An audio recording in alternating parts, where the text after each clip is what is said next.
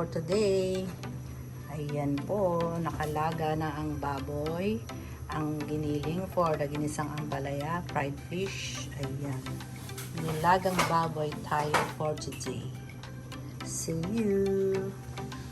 Hello! Good morning, good morning! Eto na naman si Mamita G na handang i-share ang aking menu for today. Sana hindi kayo nagsasawa sa aking mga niluluto. Okay. So, ang aking pong niluluto ay rotation lamang. Kasi nga po, ako po ay may sari-sari store. At the same time, natitinda po akong lutong ulam. O, di ba? So, yung mga kagaya ko na relate sa akin, at least ma-share ko po ito sa inyong aking mga simple cooking. Di ba? So, ito na po, ang aking menu for today ay pork nilaga, ginisang ampalaya with egg, syempre, and then fried fish. Okay, so ang aking nilaga, mga madam, nag-start na ako, ay nilaga ko na po siya. Ayan, binobold ko na po siya. Siyempre, nilaga po natin siya sa laurel, pamintang buo, and patis lamang. Konting asin. So, doon natin siya nilaga. Siyempre, habang nilalaga, bago po natin ilagay yung mga yon, yung unang kulo ay kunin muna natin yung mga dumi-dumi bago natin timplahan. Diba? Ganun po ang style ko, ha? Lagain una, and then pag may bula, yung mga bula, di ba? Yung mga dumi, tanggalin muna natin, and then saka natin titimplahan. Okay. So, ito naman, sa ginisa ko namang ampalaya, ayan, nahiwa na rin ang ampalaya natin. Ibabad sa asin para mabawasan po yung pait at lamutakin po siya. Okay, pigain later. And then, I have fish here, fish salmon. Kasi siya yung medyo mura-mura. Mahal kasi ang galunggong. Tsaka na isang araw, naggalunggong na ako. Baka mag-shawa sila. Diba? And then, lahat ng aking ingredients po ay naka-ready na. Bago ako umarap sa inyo. So, ayan. Bulalo style ang ating nilaga for today. So, mahal ang repolyo. So, hindi ako nag-repolyo. Ayan. Meron tayong mais, bichuelas, and pechay. Okay? So, mag-start na agad tayo. Ito po siya, yung aking pong giniling ay nilaga ko na siya or pinubigan ko. And then, ayan, lalagyan ko siya ngayon ng konting oil. Ayan ng oil. Konting oil lang. Ako yung sabi ko nga sa inyo, hindi po ako ma-oil, hindi ako magamit ng mga ng mga MSG na yan. Detect parang bumibili. Wait lang po, may bumibili. So, ayun na nga, I'm back. May bumili lang po. Sorry naman. So, ito na siya. Yung aking giniling ay ayan. Na-brown na siya, mga madam. Nilaga ko muna siya. And then, ayan, naluto na siya. Nilagyan ko siya ng konting oil kasi hindi mataba yung giniling ko po. Lean meat po yung giniling ko. So, ayan. Beweng. Hindi po kasi ako bumibili ng giniling na. Gusto ko bibili akong baboy, tapos papagiling ko siya. So, ayan, bawang. And beweng. Again, dapat lutong-luto ang mga sako. Yan ako stricto. Gusto ko laging luto yung sangkap. Ayoko po ng hindi luto. So, habang nagluto, magko-coffee tayo. Tinakpan ko muna dito. Ang coffee ko po ay malamig pa sa ilong ng pusa. Lagi po ganyan. Gagawin ko po yan. Babantuan ko ng babantuan ng tubig para lang siya uminit. Well, talagang ganon ang kusinera, ang bising ninyong kusinera. So, siyempre ang pagkukuha ng takip, technique, ganyan, para hindi kayo napapaso or na-steam ang fes. So, tingnan natin kung malambot na ang ating babsi. Oh, yung may balat, malambot na siya mga madam. Wow! So, ito ay konting-konti na lang mga madam. Ayan. Konting-konti na lang at maluluto na ang nilaga. Ang bango. Ang bango talaga ng no? Ay, nakalimutan ko siya lagyan ng sibuyas. So, lagyan ng sibuyas. Ayan, kailangan maraming sibuyas. Para lasang-lasa. Ito, ititira ko naman to sa ginisang ampalaya. And light bawang. Light lang, konting-konting bawang lang. So, ayan. Ang bango ng yung laurel paminta patis, ang bango. So, let's see kung okay na to. Ayan, okay na yung ating bawang. na, lutong-luto na yung bawang. Lagyan na natin ang maraming sibuyas.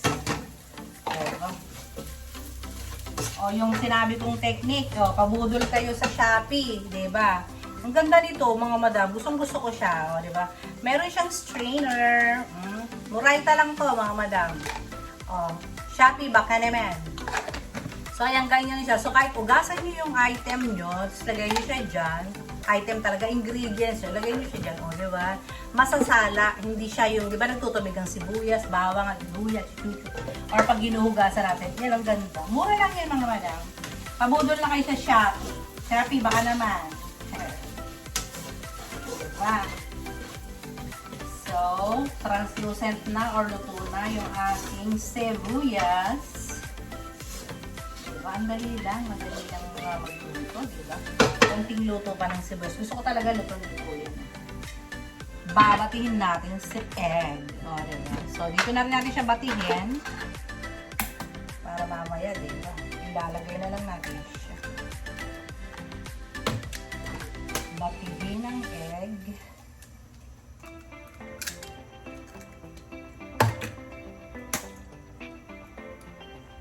Yos. Lalagyan natin siya mamaya. Titignan, according sa inyong, sa inyong panlasa or sa inyong gustong texture, kung pwedeng dagdagan pa to ng egg. Yung akin po kasi ay pangtinda. Okay? So, maaaring dagdagan ko pa po ito. Huwag naman puro egg, mga madam. Hindi siya masarap. Diba? Kailangan nalalasa natin ang ampalaya. So, ayan. Ay, may bumibili na naman. Lagay nyo. Balikan ko kasi. So, ito na nga. I'm back. Nako, Diyos ko. Diba? Busy ang inyong tindahan. Lagyan na natin ang kamatis. Lagyan ang kamatis. Ayan. Nilagay ko na yung kamatis, mga madam. Tapos, takalit natin. Lagyan natin ng konting patis. Patis. Lagyan ng konting patis yung kamatis. Kasi wala pa ako nilalagyan na paningkay. Lagyan natin. Dito. Para pinaka-water ba niya. Tapos, sasalain ko itong aking mahiwagang ampalaya. Kailangan salain. Nalamutan ko na po yan. So, ang gagawin ko dyan ay aking sasalain. Ayan. Salain natin siya. Diba? So, again, babalikan ko kayo. I'm back. So, ayan na po, luto na. Ang ating ginisang giniling, kamatis, sibuyas, bawang, ilagay na natin dito ang ampalaya. Ayan ang mahiwagang ampalaya. Lagay na natin ang ginisa mix. Baka naman, ginisa mix. Kasi talagang malasa ito. Ayan, ginisa mix. Talagang malasa siya para sa atin.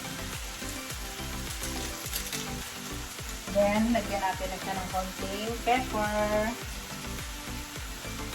Pepper to taste. Para yung konting thick bok. And a little sugar. Siyempre, pang ng pait. Diba? Konting sugar. Haluin.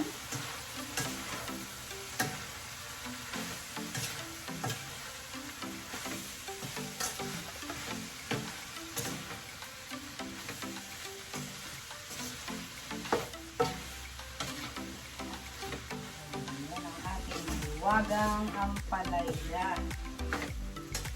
Sabi nila wag haluin para wag pumait. Hindi po totoo yun. Hindi po siya totoo. So, ayan. Takpan po natin siya. So, pag medyo nag-iba na yung color, ilalagay na natin ang egg. And it's done. Tapos, yung ating pong mais, ay ilalagay ko na rin para malaga na po. Diba? Kasi malambot na yung ating gahon. Lagay ko na yung mais.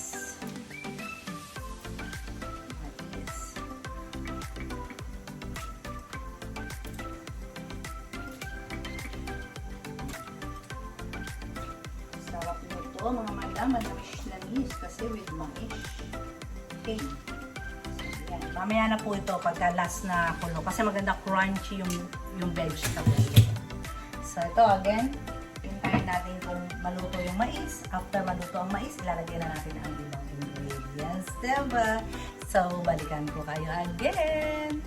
So, eto na nga mga madam. Ayan ang ating ampalaya. Ay, ampalaya is malapit na. Okay. Pinatay ko kasi may bumili mga madam. So, titikman natin ang kanyang shabel. Kung kulang pa siya sa alat.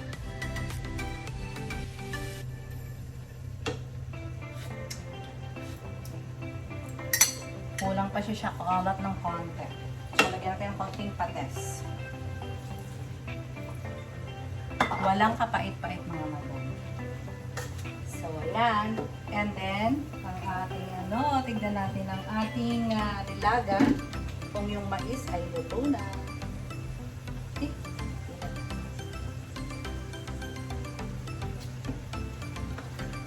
Ito lang. Tignan din natin kung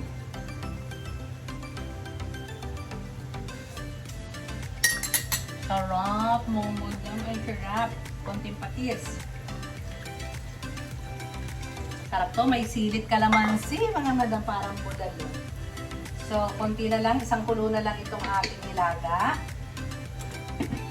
And then, ang ating pangalan yan. Ang palaya ay ilalagay na natin ito.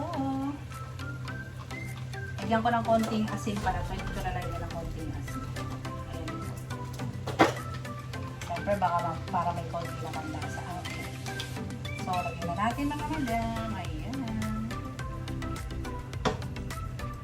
Sarap nito, di ba mga madam? Alam ko, favorite nyo rin ito eh.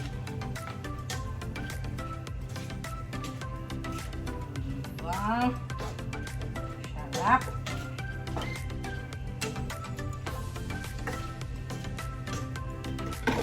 Parang dadagdagan ko po siya mga madam ng egg. Kasi hahanapin ng anak ko yung egg. Dagdagan ko siya ng egg mga madam. Hello again. Mga madam, yung aking yung piprituin kong fish, lagyan ko ng konting cornstarch and ginisa mix din para malasa and konting pepper. Para naman may lasa dito ba? And so, luto na ang ating ginisang ampalaya. Ayan, okay na po siya. Dinagdagan ko siya ng dalawang. So, lagay na natin ang gulay ng ating nilaga dahil luto na po yung mais. Okay na siya. O, diba? Isang kulo na lang to mga madam. Tsaka Baguio beans. Nilagyan ko siya ng Baguio beans. So, ito, isang kulo lang din. Okay na siya. Diba? Bilis lang magluto mga madam. Kaya gusto ko pong magluto. Dahil ako'y nadadali ang magluto. At nag-i-enjoy ako. Siyempre, importante mga madam, nag-i-enjoy tayo sa ating ginagawa. Diba? So, aalisin ko na ito. At ako'y mag-fried. Magpa-fried tayo ng fish. Fried fish. Diba? Fried fish na tayo. So, again, babalikan ko kayo sa ating final na ating gagawin. O, diba? Yung kapit ko, malamig pa sa ilong ng pusa. Diba? So, ayan. Ang aking kape.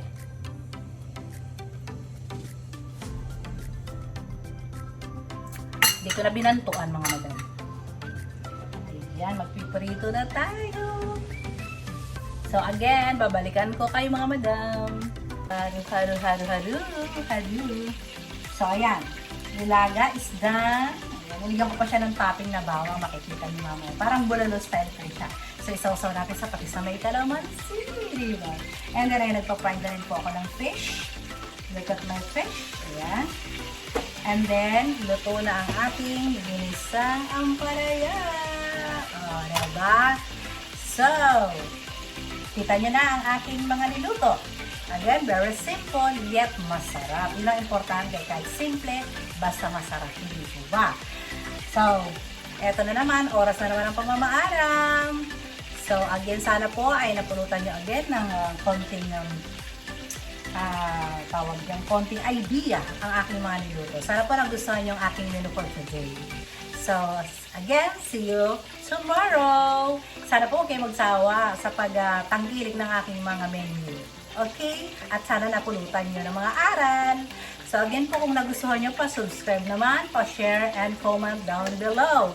Maraming salamat po again, mga madam, sa walang sawa niyong pagtangkilik. So, stay healthy always, and God bless us all. Bye-bye!